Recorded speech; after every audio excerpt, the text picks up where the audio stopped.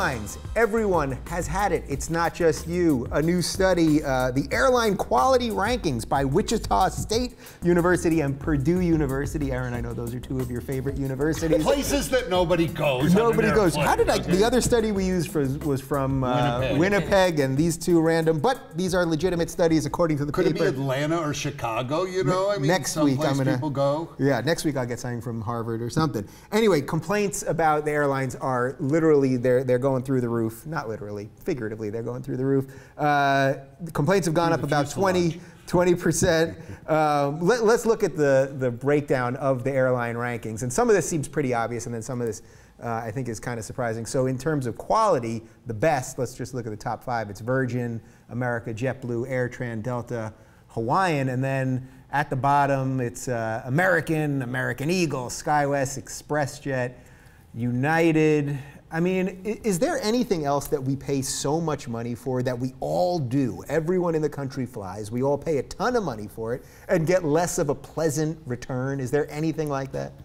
Well, when have people been bragging about airline travel? I think in the back of the day, no? It just seems like, well, I mean, I literally travel for comedy probably every weekend, every other weekend. I'm on a plane, and it just seems like they're all about the same. I mean, Virgin America and JetBlue, the reason why everyone brags about them is because you feel like the plane has been built in the last couple of years. And there's like a TV and it feels, you know, there's dance music when you're bored. Yeah. How about the lighting on those Virgin flights? It's like going into a club, isn't it? It is. It's total club, and it's like when you're bored. Yeah. And, the bong room. I love the bong room. Oh my God. The amount of weed in those bathrooms. But I don't know. It just feels like, honestly, the problem I have is not the airlines, it's the people on the plane. Exactly. You know, they're taking their shoes off and their sweaty, gross feet are on the chairs, and this one family, they queued up Jungle Book for their kids. No headsets, just so now we're watching Jungle Book. I don't know, it just seems like the humanity on the plane is lowering. The airlines are all kind of equal. Did you text that? Because that's kind of racist that you didn't like Jungle Book. Yeah, you're getting a lot of trouble. Do you think that's part of the thing, though, that because we're not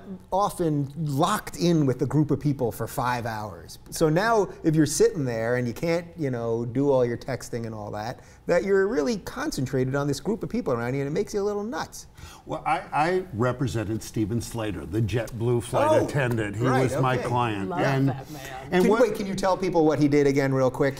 Stephen Slater was the guy on JetBlue, and you know, he was mad as hell, and he wasn't going to take it. And some flight attendant. He was a flight attendant, and some passenger was mad, and he picked up the microphone and said, "You're fabulous," I think, something like that, and opened the door, pulled the slide, and grabbed a beer and left the airplane. It's the greatest work story of all time. But here's the gayest escape you know, ever. we were the gayest escape ever. But what you got to understand is, it was not about Stephen Slater. It was about the situation that was set up. It was an early morning flight. I think the flight left at 6 or 7 in the morning. So everybody's sleep deprived. Everybody's exhausted. Everybody gets to the airport, and you know, you paid $118, or you paid $349, and the person next to you paid $118, and so you're mad because you found out that they didn't. Oh, you paid $300. I only paid $118. You're like, what? And then you pack your bags, and they go, it's $25. So you go, screw that, I'll carry it on. And in the carry-ons, the overheads are too small, so they're doing, and they just create this system where you cannot win, where nobody can win, and it's about profits. It's about these mega businesses that are so big they're hard to do profitable. Gasoline goes up 2 cents a gallon, and it costs them $12 billion. And I'm sorry, my pet peeve, the food. Yeah. It's like, I fly a lot. I fly at least twice a month, Transcon once a month.